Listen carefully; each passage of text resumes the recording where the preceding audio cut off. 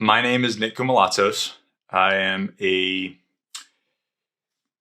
entrepreneur, business owner, father, veteran. I served in the Marine Corps from 2000 to 2012, deployed to Afghanistan, Iraq, Turkey, all over Southeast Asia. I say that because I just want to give a little bit of clout to my background, to just state that on multiple occasions I rose my right hand and swore an oath to defend the Constitution. And now in my life, I want to enjoy the Constitution, enjoy my rights and freedoms.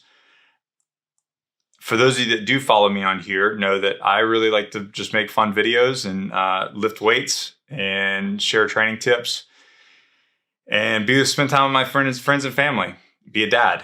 And that's what I want my life to be. And unfortunately, with what's going on in America right now, it's kind of pulled me out of that, and I have to focus on essentially politics. And this is not something I enjoy doing at all whatsoever. I absolutely hate it. But they're leaving me no room to do so because of what's being put in place. So to give you some background, I live in a town called Holly Ridge, North Carolina. And on March 17th, if I'm looking over here, it's because I have my notes, because I want to make sure that I have everything in order. On March 17th, the governor started to do the whole stay at home. He started to do government shutdowns. He initially shut down restaurants and bars. And we knew that it was going to get worse before it got better, right? Due to the whole COVID thing. Then on the 25th, he released another executive order shutting down essentially everything except what he deemed was essential. Not really sure what those guidelines were, who decide what's essential, but we'll leave that till later.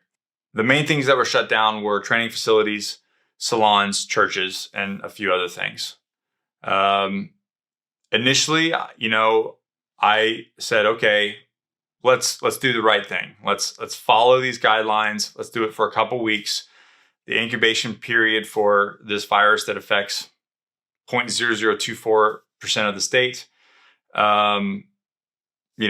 a 14-day period. So people will get sick, people will get better. It has a 99.9% recovery rate, no big deal. And then we'll move forward with our lives. Well, that 2 week came about and nothing happened, nothing changed.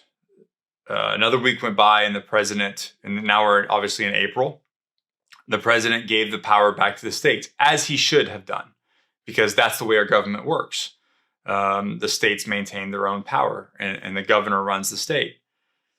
So we thought, okay, by May 1st, this will be lifted and we can go about our lives. At this point, we had already had about a 50% reduction in revenue with my 2 brick and mortar businesses. Which, we can recover from. I know how to pivot. I can figure it out. I'm not scared of that. This is not the point of me, losing a little bit of money is not the point of this. It's more about the businesses that can't pivot, and that I watched 3 businesses shut down in that month.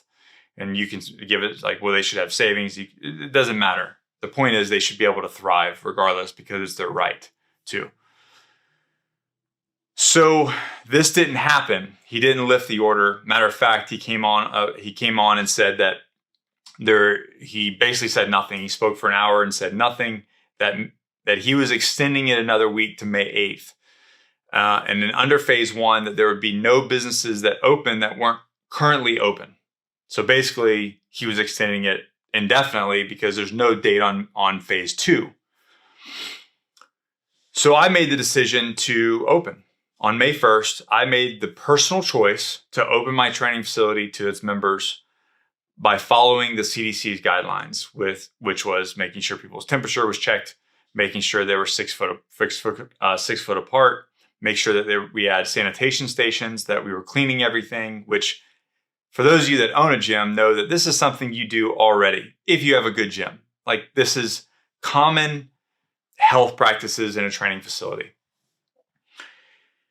So I made the decision to do that, my personal choice, to execute my rights to life, liberty, and, like be able to care for my family, to be able to earn a paycheck, to be able to pay my employees, because through all of this, my rent's still due, my employees' rent still due. The world kept turning, regardless whether the government shut it off or not. On May 7th, my gym was raided by the Holly Ridge Police Department. And I say raided, but because of the way that they entered the premises and the way that they engaged with the citizens of this town. They came in hot. They blocked off the parking lot. They came in really fast. We had all the doors open to the gym because I wanted it well ventilated in there while people were training. I didn't want it to be a kind of a confined space. So they were able to enter free of movement.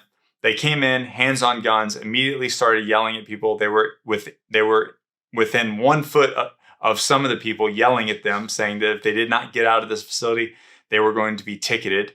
My manager at the time was in the bathroom. They were banging on the door of the bathroom and then yelling at her. And I was not there, unfortunately. I found out about this. I immediately got there. The citizens were very upset. The members were very upset. My manager was very upset. And so I engaged with the officer, who was Captain Richards. What's happening? Everybody that's in the store, the gym, were told to leave. You've been issued a citation for having the gym open. If you get caught again, then we'll take warrants out for your arrest. Okay? That's it? Again. Well, you're issued a citation, so hang about. Who sent you guys here? Well, we don't send us here. Huh? The work out who sent us here. I want to know. Huh. We came here. We saw cars up here. Working outside the gym. So you're going to not allow me to run my business, pay my employees, pay my taxes that pay you? Well, first of all, don't worry about paying me. Follow the government's order. Let's stop. Let me smart ass, okay? Follow the government's order. What'd you say? When they open up, just because they stop getting smart ass. And they gave me they waited for everybody to leave. Of course, they had to move their cars so that people could leave. And they gave me a Class 2 misdemeanor. I received the Class 2 misdemeanor, and we closed the gym and went on about our way. A couple hours later, I came home trying to cool off, wrap my head around everything that's been happening, and the chief of police shows up. While I'm here at my home speaking to the chief of police of this town, the captain goes back to the gym and looks for me. Is Nick home or is he here? I don't know where he is. All right, call him. Tell him to leave that ticket I would give to him on his front porch so I can get it. I'm sorry? Let him know that ticket we gave to him earlier. Leave it on the front porch. We're coming to get it, okay? Okay. He talks to another business, happens to be my business partner, and an employee of that business, and says, I need you to go find Nick. So he, doing what he felt was right, went to try to find me, even though I wasn't there. And the owner of the business said, stop, you don't work for him. He can go find Nick. And then Captain Richards called my business partner an asshole. And then when he left, he gave him the bird as he was driving away. Is there a problem with me that you have? Dave, just let go. He called me an asshole like 5 seconds ago. Oh, wow, that's not necessary. This is the professionalism that we're dealing with. While that's going on, I'm at my house talking to the chief. The chief, in a way apologizes for the actions of his officer and says, that he believes in the Constitution and that we were going to be put on a 3-strike rule. I was trying to text, but I was trying to pay attention to that meeting because it was an urgent meeting. I told him, I don't think they've been warnings, okay? Once we got done with the meeting, Sarge came back, Captain came back, hey, what happened with the Snap Fitness? He told me, we went in there and talked to him, and citation was issued. I'm like, have they been warned? I think so. Well, think so or no so. And this guy, he's like, you just need to move this vehicle right now. I'm like, dude, calm down. The guy the contractor was also a Marine. He just wants to know what to do. You don't have to, there's a level of escalation that doesn't need to take place. Like, he's not going to do anything to you. He's not aggressive. You know, there's that needs to change. I feel like legally, and then there's a culture within the town that can be improved. So the way it was supposed to go down was each business gets 3 warnings and then a citation. So he took the citation back and explained to me that it was going to be voided, as you see in the video. So the governor starts phase 1 May 8th. We were under the agreement that we were going to reopen May 8th under phase 1 if we follow the CDC's guidelines. And so we did. So we were closed for a little over 24 hours, and we opened May 8th at 5 p.m., letting the members know the risk, letting them know that we have warnings and whatnot. On May 8th at 8:40 p.m., I got a call on my personal cell phone from the town manager asking me if I had opened my gym. I said, listen, it's almost 9 o'clock at night. This is not appropriate timing. I'm hanging out with my wife and family. You can call me back Monday. She obliged. Monday came around. Nothing happened. On the 9th, I received a call from the chief. The chief and I spoke, and then he basically said that we got this is our first warning, because what had happened was when we sent out the email to the members, one of those members forwarded that email to the town manager, and that became our first warning. So now we have Americans telling on Americans. Everything was quiet. Everything was members were super happy. We were following all the guidelines. Everybody was super thankful that we had opened up the gym and that they had a place to train. They said they were really struggling with some mental health, and they were it was good to be out. It was good to get in the gym and train and sweat. And they just felt a ton better, and they were super appreciative that we did that. May 18th comes, and we're doing some private law enforcement and military training in our facility, and Captain Richards knocks on the door. I cracked the door, and I said, how can I help you?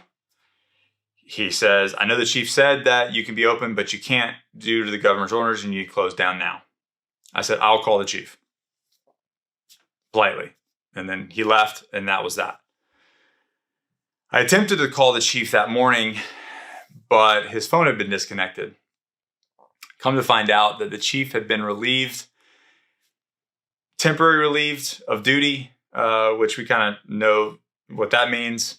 I don't know why he was relieved, but I can speculate that I know why, because he was following the Constitution and didn't believe in what the governor had said.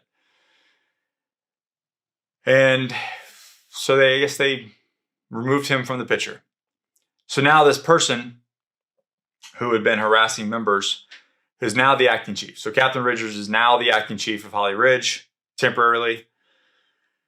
At approximately 3 p.m., Captain Richards came back with a detective and the town manager and gained access to my business through a key card that they had from 2010 that had not been deactivated. I don't know. I don't know why they had this key card. I don't know if it was for safety from back in 2010 or if they had a membership. We don't know.